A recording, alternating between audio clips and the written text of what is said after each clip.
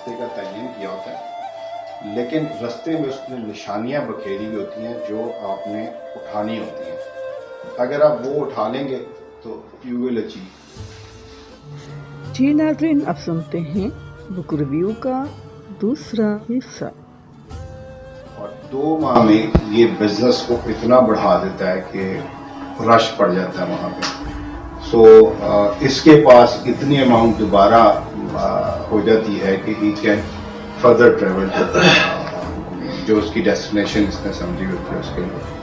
ساتھ ساتھ یہ ہوتا ہے کہ یہ عربی بھی ان 2-2.5 ماہ میں، کیونکہ پبلک سے ڈیل کر رہا ہوتا ہے تو کافی آسانی سے روانی کے ساتھ سیکھ جاتا ہے. ایک دن یہ ڈیسائیڈ کرتا ہے، اس کو جا کے کہتا ہے مالک کو کہ جی مجھے اس طریقے سے جو ہے جو جانا تھا تو مجھے اب آپ اجازت دیں اگر تو آئی شوڈ لیو.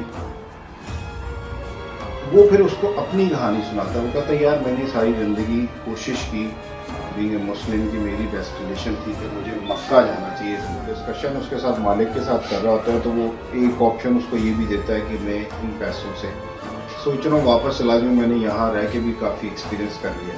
تو وہ اسے ایک بڑی انٹرسٹنگ چیز کہتا ہے. وہ کہتا ہے یار یہ جو پیسے تم نے اکٹھے کیے نا اس سے تم بھیڑیں نہیں خرید سکو. وہ کہتا ہے کیوں؟ تو وہ بینگ اے مسلم اسے کہتا ہے ایک ورڈ کہتا ہے مکتوب. وہ کہتا ہے اس کا کیا مطلب؟ وہ کہتا ہے مقدر میں جو لکھا ہوتا ہے وہی ہو کے رہتا ہے.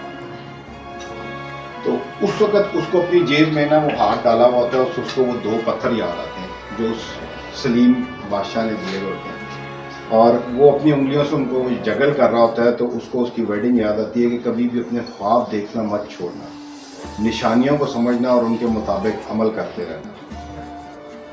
اس بیسس پہ وہ ابھی ڈیسائیڈ کر رہا ہوتا ہے کہ میں نے کیا کرنا ہے. تو اس کو وہاں پہ ایک انگریز ملتا ہے جو کہ الکیمسٹ کو ڈھونڈ رہا ہوتا ہے. اب یہاں سے وہ ایکچوئل سٹوری جو ہے وہ گھومنا پھرنا شروع کرتی ہے، کیونکہ وہ جو گورا ہوتا ہے نا وہ اس کو کسی نے بتایا ہوتا ہے کہ افریقی ڈیزرٹ میں ایک بندہ ہے جس کو الکیمسٹ کہتے ہیں، جو کہ تانبے کو یا لوہے کو کیمیکل ریئیکشنز کے تھرو سونے میں کنورٹ کرتا ہے اور وہ دھاتوں کو بدلنے کا ہنر رکھتا ہے. وہ اس کی بات سنی انسنی کر دیتا ہے، لیکن اس کے گورے کے پاس 2 کتابیں اس طرح کی ہوتی ہیں جس میں شاید ایک کیمسٹری کی بھی ہوتی ہے، اور یہ اس کو پھرولنا شروع کرتا ہے کہ اس میں ہے کیا. خیر ڈیسائیڈز کہ نہیں آگے سفر کرنا چاہیے. اس گورے کے ساتھ وہ ایک عرب ہوتا ہے، اس کے کہیں جا کے گودام میں یا جو استبل ہوتا ہے وہاں بیٹھتے ہیں. تو وہ عرب آ کے انہیں بتاتا ہے کہ جناب یو آر ویری لکی، جو ڈیزرٹ کی طرف ایک جانا ہے، کیا کہتے ہیں آپ کا قافلہ سا، وہ اگلے 1-2 دن میں جائے گا. کارواں کا نام ہوتا ہے الفیوم. ٹھیک ہے، تو لڑکا اسے کہتا ہے کہ میں الفیوم کیا کروں، مجھے تو مصر جانا ہے. وہ کہتا ہے وہ اس کا حصہ ہے. تو فائنلی جس دن انہوں نے نکلنا ہوتا ہے، ریگستان کا سفر شروع کرنا ہوتا ہے، تو جو اس سفر کا کمانڈر ہوتا ہے وہ آتا ہے.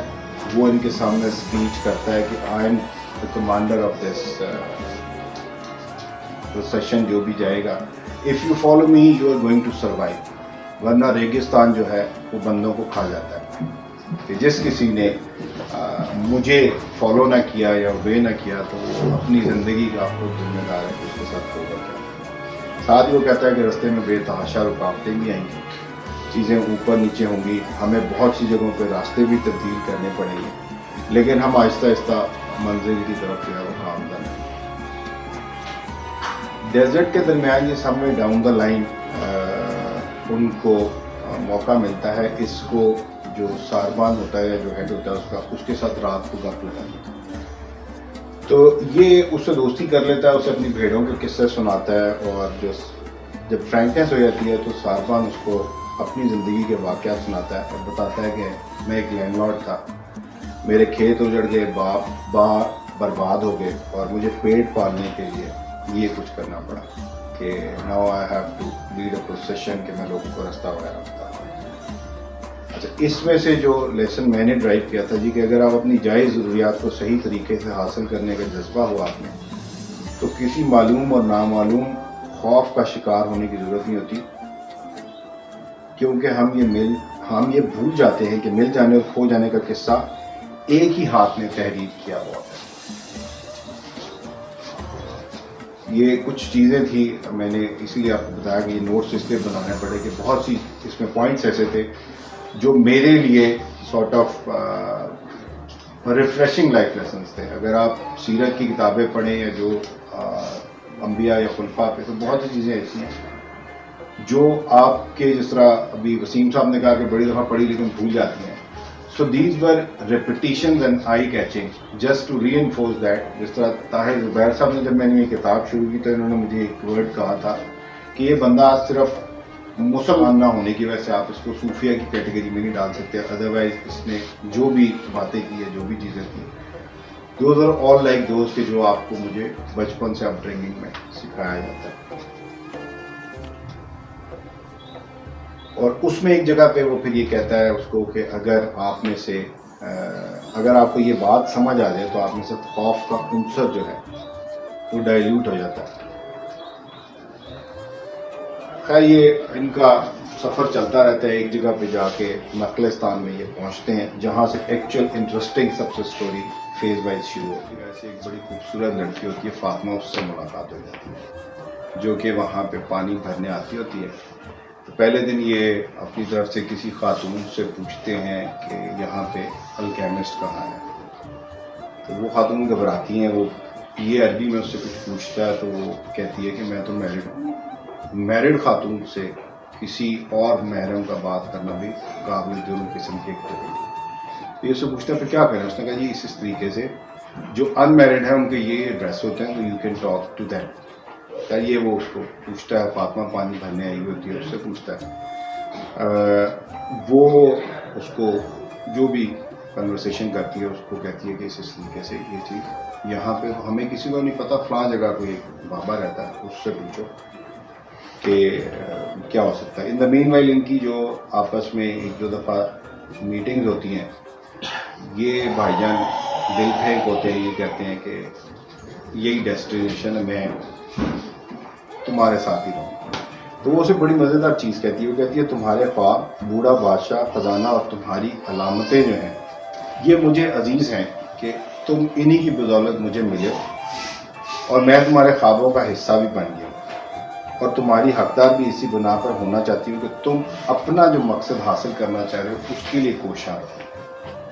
یعنی تم نے جو ٹریول کیا ہے, جو سفر کیا, I'm happy کہ آپ نے مجھے یہ آفر کی ہے جو بھی تھی, لیکن I'm part of that travel جو تمہیں ڈیسٹینیشن پہ لے کے جا رہی ہے. اگر تم ڈیسٹینیشن پہ پہنچ جاؤ گے اور مقدر میں یا قسمت میں لکھا ہوا تو آپ مجھے پا لیں گے, ادروائز اسی طرح سے چلے گی. ایک دن وہ اسی طرح سے بیٹھا ہوا ہوتا ہے جی نخلستان میں, کیونکہ آگے کہیں وار ہو رہی ہوتی ہے جس کی وجہ سے یہ موو نہیں کر سکتے. تو یہ دو عقابوں کو اڑتے ہوئے اوپر دیکھتا ہے اور ایک عقاب دوسرے عقاب پہ حملہ کر دیتا ہے. یہ سہرمان کے پاس جاتا ہے, اسے کہتا ہے کہ ایک عقاب نے دوسرے عقاب پہ اٹیمپٹ کیا, حملہ کر دیا. سو دیٹ مینز یہاں پہ آس پاس کہیں اس نخلستان پہ حملہ ہوتا ہے. میں کہتا ہے یار ہمارا ان سے کیا لینا دینا, ہم تو ٹھہرے قتل ہی نہیں, کوئی گڑبڑ ہے یار. وہ کہتا ہے کہ اچھا پھر ایک ہی حال ہے کہ ادھر کا جو سردار ہے اس کے پاس چلتے ہیں اور اس کو یہ بتاتے ہیں. خیر وہ اس کو لے کے جاتے ہیں, وہاں پہ 5-7 لوگ بیٹھے ہوئے ہوتے ہیں کیونکہ ہیپی گوئنگ ہوتی ہے تو وہ گپ شپ کر رہے ہوتے ہیں, جو بھی کھانا پینے کی چل رہی ہوتی ہے. تو یہ لڑکے کو وہ بتانا پڑتا ہے باہر والے دربان کو کہ یہ پرابلم ہے اور ہمیں ان سے ملنا ہے. وہ اندر جاتا ہے, اندر جا کے بات کرتا ہے. اس کے بعد سردار اسے اندر کال ان کر لیتا ہے. سردار کے ساتھ کوئی 8 لوگ بیٹھے ہوئے ہوتے ہیں اور لڑکا جو ہے وہ اپنی ساری سچویشن یا جو بھی اس کی آبزرویشن ہوتی ہیں وہ اس کو بتاتا ہے. اور وہ شش و پنج کا شکار ہوتے ہیں کہ ایسا کبھی ہوا نہیں ہے کہ نخلستان پہ جو روایات ہیں کوئی حملہ کرتا نہیں ہے. تو وہ انہیں کہتا ہے کہ جی بیسڈ اپون مائی جو بھی آبزرویشنز ہیں اس کی بیس پہ میں آپ سے یہ کہا. تو آپ اس طرح سے کریں کہ پریکاشنری میجرز اگر آپ مناسب سمجھیں تو لے لیں, ادروائز جیسے آپ کی مرضی. سردار کچھ دیر خاموش رہتا ہے, اس کے بعد وہ ڈیسائیڈ کرتا ہے, اس کو کہتا ہے کہ اوکے فائن, ہم جو ہے نخلستان کی یہ ریت نہیں ہے کہ ہم لوگوں کو ہتھیار تھمائیں، لیکن ہم اپنے لوگوں کو ہتھیار تھما دیتے ہیں. پرابلی ٹائم میں مس کر کے وہ 1 دن تھا یا 2 دن، لیکن اس کے دوران اگر کوئی اس طرح کی چیز نہ ہوئی تو تمہاری گردن جائے گی، ادروائز ہم اس چیز کو ایکسیپٹ کر لیں گے. کیونکہ یہ کافی ٹرکی سچویشن تھی ان کے لیے کہ خیر وہ کرتے ہی ہیں کہ خواتین کو جو ہے وہ خیموں میں سارٹ آف کہہ لیجیے نظر بند کر دیتے ہیں، بچے جو ہیں ان کو کہیں اور غائب کر دیتے ہیں، اور جو وہاں کے رہائشی ہوتے ہیں نا وہ تمام کے تمام ہتھیار لے کے مختلف جگہوں پہ اور درختوں کے پیچھے چھپ جاتے ہیں. اگلے دن شام جس وقت ہوتی ہے جی تو نخلستان پہ حملہ ہو جاتا ہے.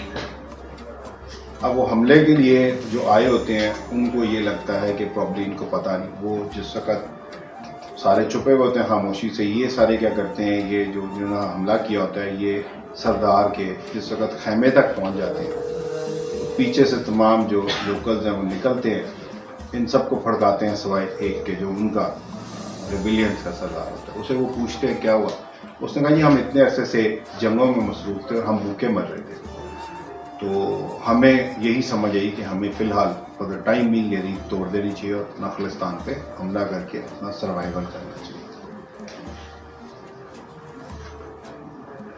خیر وہ اس کو بڑا اپریشیٹ کرتے ہیں کہ یار اس کی وجہ سے جو ہے وہ ہم بچ کے اس طرح سے ہو گئے. مین وائل جو بندہ جس کے اس نے دیکھے ہوئے ہوتے ہیں کہ یہ اس طرح سے کاپ کھڑے ہوئے ہیں، وہ اگلے دن وہاں پہنچتا ہے. وہ کہتا ہے ایسی کی تیسی یہ جو کارستانی تھی یہ دیکھی کس نے اور کس نے آبزرو کر کے یہ چیز جو ہے یہ اس طرح سے خراب کی. وہ لڑکے کے پاس آتا ہے تو اس کو پوچھتا ہے کہ یہ کارستانی کس نے کی تھی اور کیا ہوا. گردن پہ اس کی تلوار سلوار رکھتا ہے، وہ کہتا ہے جی اس طرح سے یہ چیز تھی اینڈ آئی آبزرو، اور میری آبزرویشن یہ تھی کہ اس پہ یہ ہے. وہ خیر اس کو بیٹھ کے بتاتا ہے، اور جو ایکچوئل چیز تھی جو جہاں سے الکیمسٹ آتا ہے وہ میں آپ کو یہ پیجز سنانا چاہ رہا ہوں، اس لیے میں نے اس کو فولڈ کیا تھا. لڑکا سردار کے خیمے سے باہر آیا تو رات کے اندھیرے پوری طرح چھا چکے تھے، البتہ پورے چاند کی روشنی اجالا کی ہوئی تھی. اس کا رخ اپنے خیمے کی طرف تھا جو یہاں سے کوئی 20 منٹ کی دوری پہ تھا. جو کچھ ہو رہا تھا وہ خطرے سے خالی نہیں تھا. روح کائنات تک وہ پہنچا تو تھا، لیکن یہاں تک پہنچنے کی اسے بہت بڑی قیمت ادا